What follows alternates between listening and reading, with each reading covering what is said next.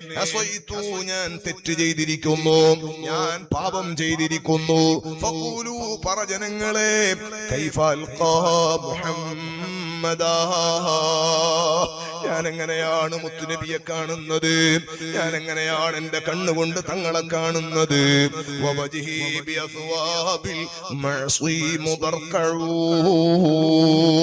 സ്ത്രീകൾ മൂടുപടം കൊണ്ട്, ബുർഗയുടെ മൂടുപടം കൊണ്ട്, നിഖാബ് കൊണ്ട് അവരുടെ മുഖം മറച്ചതുപോലെ ഹറാമ് കൊണ്ട്, തെറ്റുകൾ കൊണ്ട് ഞാൻ എന്റെ മുഖം മുഴുവനും മറച്ചിരിക്കുന്നുവല്ലോ.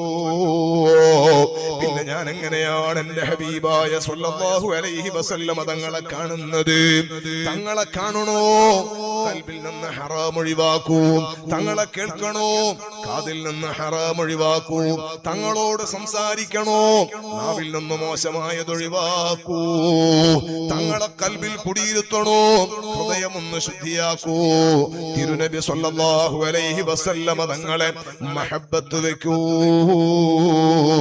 ആ മഹബ്ബത്ത് കൽബിൽ ഉണ്ടായാൽ പിന്നെ ഹറാം ഉണ്ടാകൂല, ജീവിതത്തിൽ നിഷ്ഠ വിടൂല, ജീവിതത്തിൽ നിസ്കാരം ഖളാകൂല.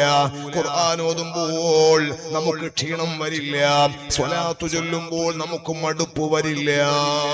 അല്ലാഹു നമ്മുടെ ഖൽബ് നന്നാക്കി തരട്ടെ.